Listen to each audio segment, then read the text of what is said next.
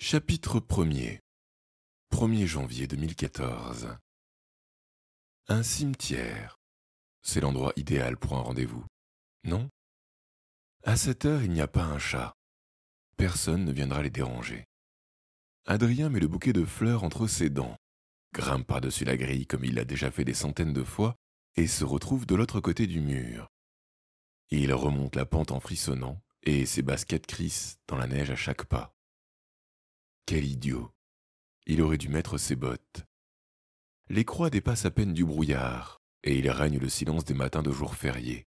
La plupart des sépultures tombent en ruine, mais pour Adrien, c'est le plus bel endroit du monde. Il sourit à la gravure en pierre d'une jolie dame, à moitié mangée de mousse, et adresse un petit coucou joyeux de la main aux 10 soldats français qui se reposent dans le carré militaire depuis près d'un siècle. Leurs noms, il les connaît tous par cœur. Autrefois, avec Marion, c'était leur terrain de jeu préféré. Ils se cachaient parmi les tombes. Ils connaissaient chaque allée, chaque pierre fendue, chaque médaillon. Ils se donnaient rendez-vous sous le feuillage du grand cyprès, tous les mercredis après-midi.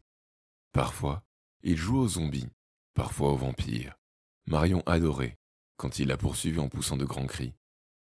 Au milieu du cimetière, il y a une petite chapelle toute blanche.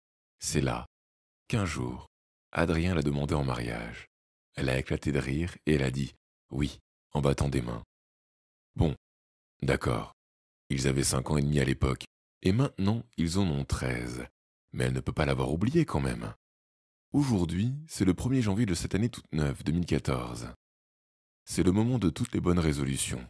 S'il ne se décide pas un jour comme celui-là, alors son cas est vraiment désespéré. En tout cas, c'est ce que dit Héloïse, sa petite sœur. Ça fait des semaines qu'elle lui répète de se jeter à l'eau. Si tu l'aimes, pourquoi tu ne le lui dis pas? Bien sûr, à 6 ans, ça paraît évident.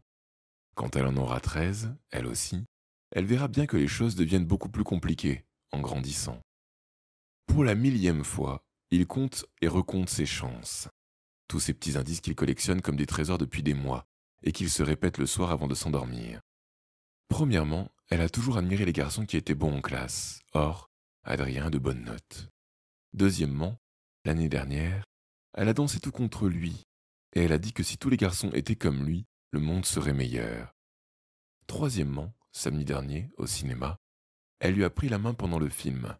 C'est ce geste-là, surtout, qui lui a donné le courage de faire sa déclaration aujourd'hui. Il regarde sa montre, 9h30. Il a une demi-heure d'avance. C'est horrible d'attendre. Pour ne pas mourir d'impatience, il fait le tour de ses tombes préférées. La ville de Laon est pauvre et son cimetière ne vaut guère mieux. Il est presque à l'abandon et les morts ne voient pas souvent le monde, surtout sous le rempart, dans la grande pente. Là, c'est presque un champ de caillasse. Ça ne ressemble même plus à des tombes.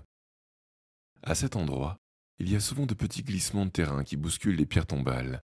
Avec la neige et le brouillard, c'est dangereux de s'y aventurer. Mais Adrien pourrait s'y promener les yeux fermés. Il laisse vagabonder ses pensées, puis son regard se pose sur son bouquet, et tout à coup, il s'affole. Les fleurs. Est-ce que c'est ringard? Il colle son nez dessus, mais elle ne sente rien. Il a du mal à en trouver en plein hiver. C'est un mélange de chrysanthèmes blancs et de fleurs de coton. Elles lui paraissaient magnifiques dans le vase du salon, mais maintenant qu'il les tient à la main toutes gelées, il se demande s'il a bien fait de les apporter. Marion adorait les fleurs quand elle était petite. Le problème, c'est qu'elle a changé. Tous ses amis ont changé. Ils ont des boutons, ils fument et ils passent leur temps sur Internet. D'ailleurs, Adrien non plus n'est plus le même. Autrefois, les choses étaient simples. C'était l'enfance, Marion était son amie pour la vie, et ça lui suffisait. Maintenant, il a soif de baisers secrets. Il a envie de la serrer dans ses bras, de lui tenir la main, et de faire sortir tous ces mots d'amour qui fleurissent en lui. 10h moins le quart. Non, ce n'est toujours pas l'heure. Vers 10h moins 5, il se met à dévaler la pente jusqu'au grand cyprès de rendez-vous. Ce serait trop bête d'arriver en retard maintenant. Il est à bout de souffle. Zut, les fleurs n'ont pas apprécié la course. Il y en a une dont la tige s'est cassée. Il se tient debout, devant la pierre tombale sous le grand cyprès. Celle-là est la préférée d'Adrien. Il y a tant de souvenirs ici. Quelqu'un a gravé 2 petites silhouettes dans la pierre grise, à cet endroit. Adrien s'est toujours demandé qui l'avait fait, Mais il aime ces deux personnages. On dirait un père et son fils qui se tiennent par la main. Enfant, Adrien rêvait que c'était lui, avec son père. Avec son carnet à dessin, il a essayé 100 fois de la reproduire. Quand Adrien a du chagrin, il dessine. C'est son secret à lui. Il consulte encore sa montre. 10 heures. Ça y est, elle va arriver. Alors, une horrible pensée le traverse. Oh non, il ne sait pas laver les dents. Elle ne va jamais vouloir l'embrasser. Il souffle dans son gant pour essayer de sentir sa propre haleine. Il sursaute quand son téléphone vibre dans sa poche. Ce n'est pas un iPhone, juste le portable premier prix du catalogue. Avec ses gants, il a du mal à le sortir. « Désolé mon Adrien, je ne peux pas venir. » C'est elle. De toute façon, Adrien ne connaît personne d'autre au monde qui écrive ses textos sans faute d'orthographe. Qu'est-ce qui se passe? Elle est malade? Marion n'a jamais raté un seul rendez-vous avec lui. Nouvelle vibration, nouveau texto. Il m'arrive un truc incroyable. Son cœur fait un bond dans sa poitrine. Il a un très mauvais pressentiment en voyant ces 6 points d'exclamation. Troisième texto. À la fête du 1er de l'an, chez Franck, il m'a embrassé. Tu le crois ça? Je l'aime, il est trop beau. Je te raconterai tout, mon Andy. Bisous et bonne année. Des petites étoiles dansent dans son champ de vision. La tête lui tourne. Une grosse boule se forme au fond de sa gorge. Tout à coup, il se sent les jambes coupées et il se retrouve assis sur la pierre tombale sans savoir comment. Sur l'écran de son téléphone, au creux de sa main, les mots dansent devant ses yeux. Franck. Il ne connaît qu'un seul Franck. Il a au moins 15 ans. Il est en 3e. Un grand blond avec une longue mèche sur le devant de ses yeux bleus. C'est le genre de garçon qu'on écoute quand il parle. Et quand il lance une blague, tout le monde rit, même si ce n'est pas drôle. Le genre de garçon qui marche au milieu du trottoir en faisant de grands gestes, qui est invité à toutes les fêtes, qui parle fort et qui s'habille avec des vêtements de marque. Le genre de garçon qu'Adrien ne sera jamais. 15 ans. Comment il peut lutter, lui, du haut de ses 13 ans?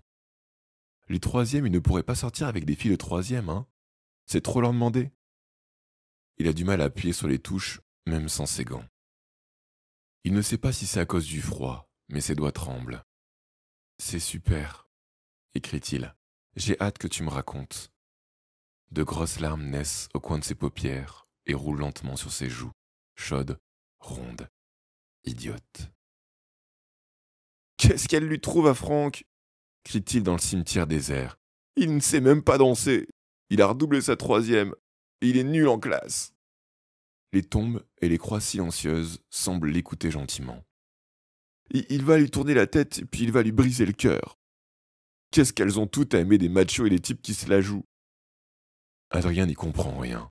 Ça sert à quoi d'être bon en classe? Les filles, elles s'en fichent complètement. Il renifle et prend à témoin la pierre tombale. Est-ce que tu avais une petite amie, toi? Demande-t-il au mort enterré là. Tu crois que j'ai une chance avec Marion? Tu aurais peut-être des trucs à m'apprendre? J'aurais vraiment besoin que quelqu'un m'aide et me dise comment il faut faire. Il se lève, jette les fleurs par terre et redescend l'allée jusqu'à la grille que le gardien vient d'ouvrir. Il remarque à peine la vieille dame qu'il croise en sortant. Une très vieille femme appuyée sur une canne, voûtée, tassée, au visage strié de rides, qui le regarde passer avec des yeux perçants.